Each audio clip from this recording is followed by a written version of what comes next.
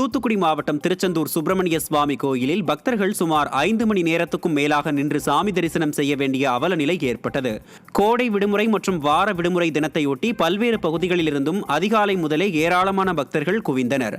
ஆனால் கூட்டம் அதிகரித்து காணப்படும் என முன்னரே தெரிந்தும் விடியா ஸ்டாலின் ஆட்சியின் நிர்வாக திறனற்ற அறநிலையத்துறையினர் முறையான ஏற்பாடுகளை செய்யாததால் பக்தர்கள் கால் வலிக்க நீண்ட நேரம் வரிசையில் நிற்க வேண்டிய அவல நிலை ஏற்பட்டது.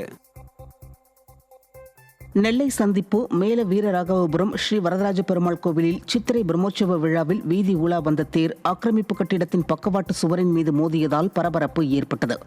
வரதராஜ பெருமாள் கோவிலில் பிரம்மோற்சவத்தின் முக்கிய நிகழ்வான தேரோட்டம் நடைபெற்றது. தேர் ஜங்ஷன் வீதியில் வந்தபோது ஆக்கிரமிப்பு செய்து கட்டப்பட்ட கட்டிடத்தின் பக்கவாட்டு சுவரில் மோதியது.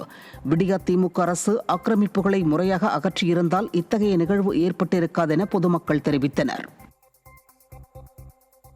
தஞ்சாவூர் மாவட்டம் நடுக்காவேரியில் சகோதரர் மீது போலீசார் பொய் வழக்கு போடுவதற்கு எதிர்ப்பு தெரிவித்து காவல் நிலையம் முன்பு விஷம் குடித்து உயிரிழந்த இளம் பெண்ணிற்கு நீதி கேட்டு 11வது நாளாக கிராம மக்கள் காத்திருப்பு போராட்டத்தில் ஈடுபட்டனர்.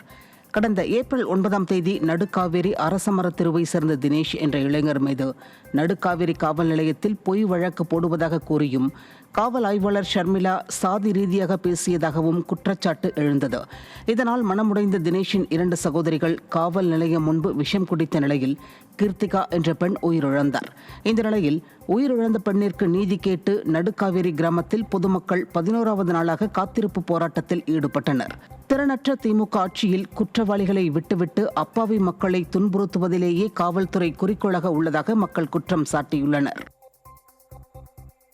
ராமநாதபுரம் அரசு மருத்துவக் கல்லூரி மருத்துவமனையில் ஆம்புலன்ஸ் வசதி இல்லாததால் விபத்தில் சிக்கிய 10 மாத குழந்தை உயிருக்கு போராடிய சம்பவம் அப்பகுதியில் அதிர்ச்சியை ஏற்படுத்தியுள்ளது.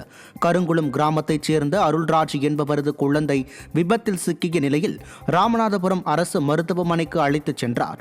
அங்கு பரிசோதித்த மருத்துவர்கள் மேல் சிகிச்சைக்காக மதுரை அரசு மருத்துவமனைக்கு கொண்டு செல்ல வேண்டும் என கூறிய நிலையில் அங்கு ஆம்புலன்ஸ் ஓட்டுநர் இல்லாததால் குழந்தையை மதுரைக்கு அழைத்துச் செல்ல தாமதமானது.